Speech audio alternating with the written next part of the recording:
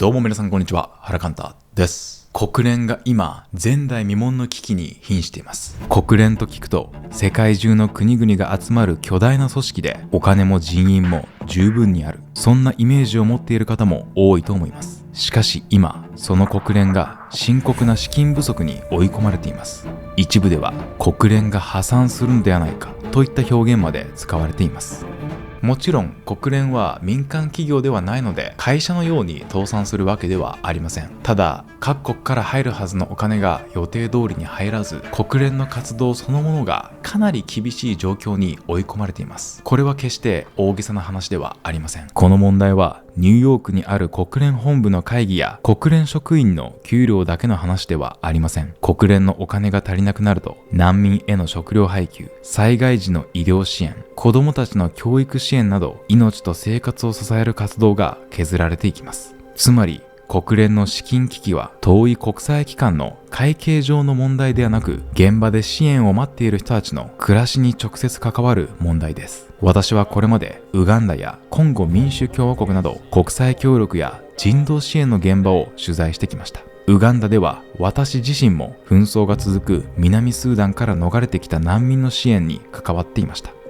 そういった現場では国連や国際 NGO の支援が人々の生活をギリギリのところで支えていることがあります。今日食べるもの、病気になった時に行ける診療所、子供たちが通う学校、そうした当たり前の生活が国際機関や支援団体の活動によって何とか支えられている現場があります。だからこそ今回の国連の資金危機は国際協力の現場を歩いてきた私にとって他人事ではありません。単に国連のお金が足りないというニュースではなく、その先にいる難民や自然災害の影響を受けた人たちの生活を想像しながら考えるべき問題だと思っています。今回の動画では国連で今何が起きているのか、そもそも国連のお金はどこから来ているのか、資金がなくなると現場で何が起きるのかについてできるだけ分かりやすく解説します。ぜひ最後までご覧ください。まず確認しておきたいのは、国連のお金は国連が自分で自由に集めているわけではないということです。国連は世界中の国々が集まって作っている国際機関です。しかし国連が世界政府のように各国の上に立っているわけではありません。また世界中の人々から直接税金を集めることもできません。では国連はどうやって活動しているのか。基本的には国連に加盟している国々が出すお金によって成り立っています。つまり国連の活動は加盟国がどれだけお金を出すかに大きく左右される仕組みになっているんです。国連を支えるお金には大きく分けて2つあります。1つ目は分担金です。これは加盟国が義務として支払うお金です。国の経済規模などに応じて、あなたの国はこれくらい負担してくださいと決められます。例えば国連の通常予算ではアメリカが最大の負担国で分担率は 22% です。次いで中国 20%、日本 6.9%、ドイツ 5.7%、イギリス 4.0% となっています。つまり国連の活動はこうした大国がきちんとお金を払うかどうかに大きく左右される仕組みになっています。国連の通常予算や平和維持活動、いわゆる PKO はこの分担金によって支えられています。2つ目は任意拠出金です。これは名前の通り各国がそれぞれの判断で出すお金です。例えば UNHCR 国連難民高等弁務官事務所、 WFP 世界食糧計画、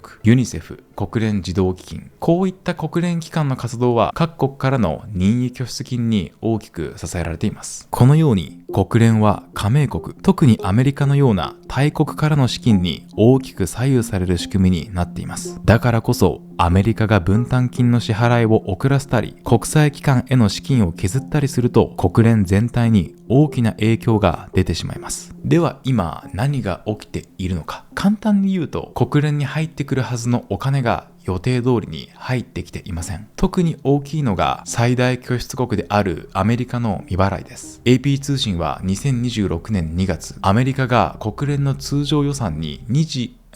アメリカが国連の通常予算に21億9600万ドル、平和維持活動、いわゆる PKO の予算に18億ドルを滞納していると報じました。合わせるとおよそ40億ドル、1ドル150円でざっくり計算すると日本円で約6000億円です。つまり単に支払いが少し遅れているというレベルではありません。国連の最大拠出国から本来入ってくるはずの資金が数千億円規模で滞っているということです。さらにトランプ政権の下でアメリカは国連や国際機関への資金拠出を見直す動きを強めています。つまりアメリカがこれまで支えてきた国際協力の仕組みから少しずつ距離を取り始めている、そう見ることもできます。もちろんアメリカだけが原因というわけではありません。世界各地で紛争や人道危機が相次ぎ、支援を必要とする人は増えています。その一方で各国の財政も厳しくなり、国際機関への支払いが遅れたり、拠出が削られたりしています。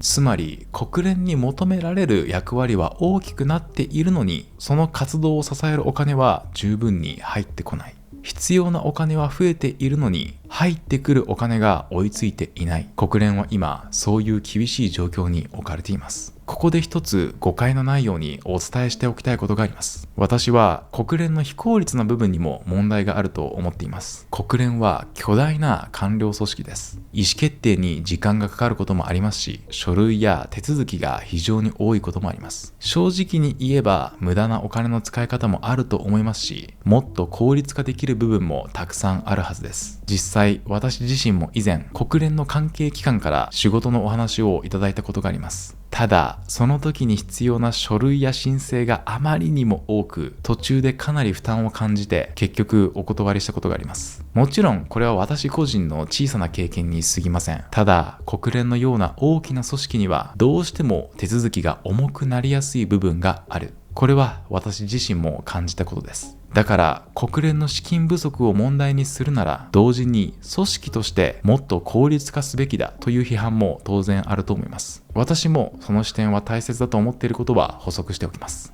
では国連で資金不足が起きると世界にはどのような影響が出るのか。ここからが国際協力の現場を歩いてきた私が一番お伝えしたいことです。その前にお知らせを挟ませてください。私、原寛太は世界を無視しない大人になるためにという本を自費出版しています。私自身が国際協力の活動を始めた原点について書いた一冊です。興味のある方はぜひ動画下のショップからお買い求めください。一冊700円です。全国各地で講演会も行っています。国際協力や社会貢献、戦争と平和をテーマに原寛太の講演会の開催にご関心のある企業や教育機関の皆様、少しでも興味がございましたら概要欄のリンクからお気軽にお問い合わせください。国連の資金が足りなくなると現場では何が起きるのか。まず起きるのは支援の縮小です。食料配給が減ります。医療支援が縮小されます。さらには子どもたちの教育支援が止まります。こうした支援は現場で働く人たちの善意だけで成り立っているわけではありません。食料を運ぶにも、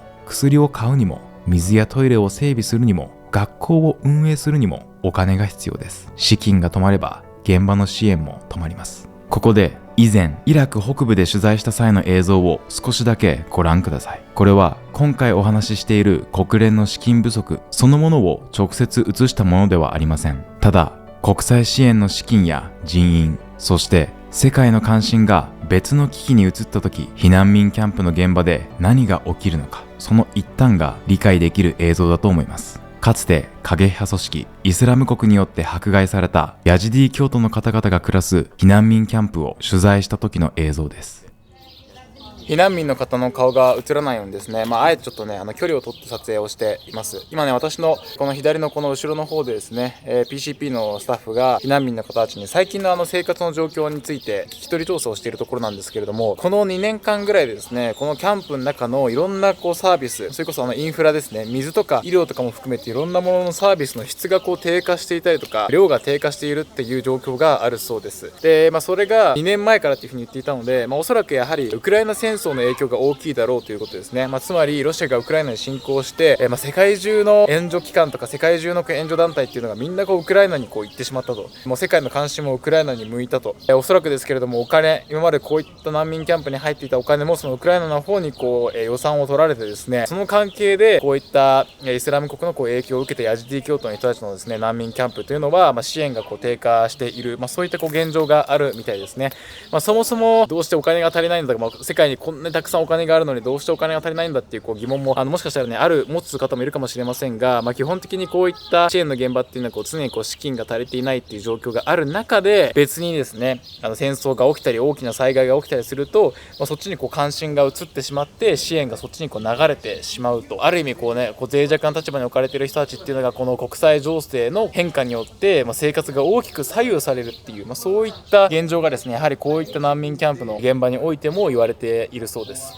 今この避難民キャンプで生活しているヤジディ教徒の方たちってどういった状況にあるんでしょうか。そうですね、今、彼女たちは聞き取りをしてたんですけれど、やっぱりNGO がパタッと減ってしまったっていうのが結構やっぱ大きく影響していて、インフラからその教育からもう水に至るまでいろんなことが、それも医療もそうですよね、そういうのがすごく縮小あるいはなくなったりとか、例えば前は毎日空いていたクリニック診療所が今は1週間に1回しか空いてないとか、ほとんど薬がないとか、なのでもう何かちょっと具合悪くなった時には、病気になった時にはキャンプの外に出てシャリアタウンの政府系の診療所に行くみたいな感じになってたり、それから教育の問題もそうですし、いろんなことが